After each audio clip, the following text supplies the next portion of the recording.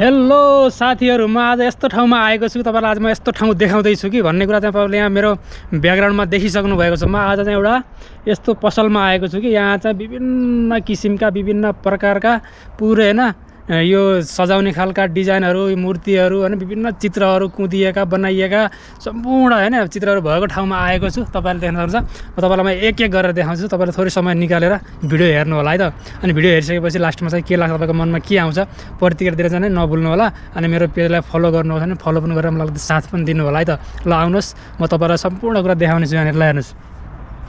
सबभन्दा पहिले चाहिँ तपाईले यस्तो देख्न सक्नुहुन्छ यहाँनिर चाहिँ ल हेर्नु है। यहाँ मैले भनेर भन्न भ्याउन्न होला, तपाईले चाहिँ सम्पूर्ण कुरा हेर्नु है यहाँबाट। ल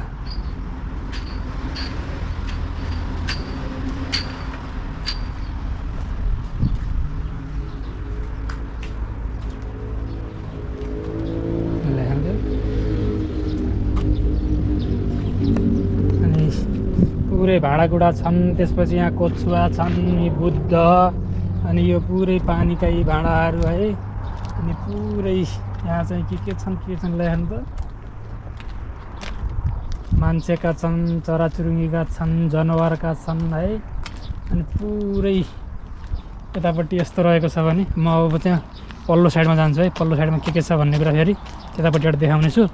एकदमै है यहाँ चाहिँ पुरै यो पनि मैले आज जति पनि देखाइरहेको छु नि पुरै यो बसबाट हिँड्दाखेरि देखिरहेको ठाउँ हो।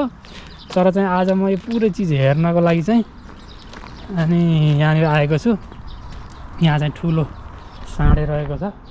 यहाँनिर चाहिँ है यो चाहिँ घोडा होला। यी पुरै के छन् यहाँ मान्छेका पनि चित्र छन्। यो साइडमा हेऱ्यो भने पनि छन् पुरै है। यी कसैले गिटार बजाएछन्, कसैले बाँसुरी बजाएछन्, कसैले लभ साइन गरेका छन् है। यी यहाँ त पुरै के हेर्न पाएन रहेछ आम्मामा है। आज त दिन त मलाई एकदमै ल हेर्नु त। यहाँ चाहिँ लायन पनि रहेछ। ल हेर्नु यहाँ पोज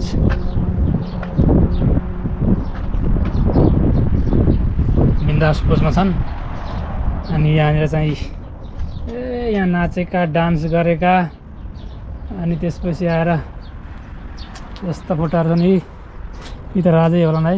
यहाँ मोबाइल चलाएर सेल्फी हानेछन्। ल यहाँ चाहिँ यस्तो रहेको छ यी पुरै।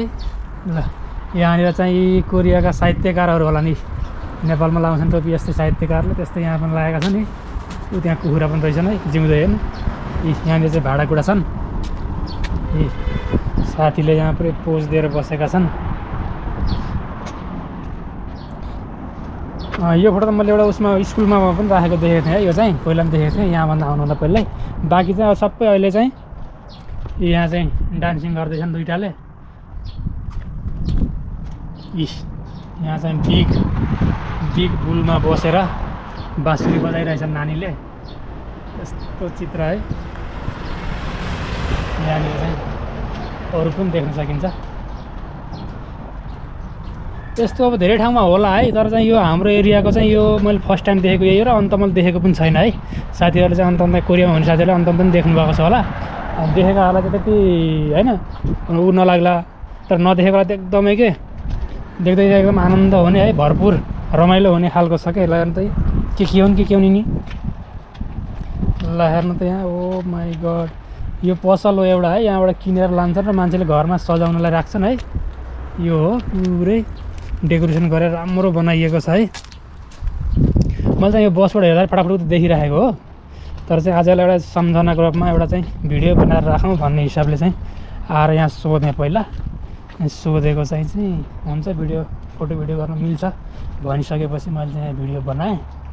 यो एउटा लभ स्टोरी भनेर पनि लेखेको रहेछ यहाँनिर चाहिँ। यहाँ हक्की खेलेको पनि रहेछ है। अब यसबाहेक फुलहरूका अनि त्यसपछि होइन अरू पोथ्रा रुखहरू, सजाउने रुखहरू पनि टन्नै छन् यहाँनिर चाहिँ। अब त्यो फुलहरूतिर त नजाउँ किनकि त्यो फुलहरू चिनिँदैन अहिले। हामीले अन्त पनि हेरिरहेको देखिसकेका फुलहरू हुन् यिनीहरू चाहिँ। यो पुरै गमलासँग लगाएर टक्क सार्न मिल्छ क्या। यहाँ कोरियामा फेरि ठुल्ठुलो रुख सार्छ है। यी हेर्नु कति दामी फुलेको यहाँ यस्तै। यो पुरै गमलासँग लगायो घप्प निकालेर अनि त्यसपछि सार्यो। यस्तो रहेको छ है। एकदमै दामी ठाउँ रहेछ। आज चाहिँ मैले यसलाई नजिकबाट निहाल्ने मौका पाएँ। एकदम खुसी लाग्यो। तपाईँहरूले पनि कतिले देख्नुभएको थिएन होला, आज देखेर तपाईँहरूलाई पनि नयाँ कुरा पक्कै पनि थाहा पाउनु भन्ने मैले आशा गरेको छु है त। हस् त, धन्यवाद।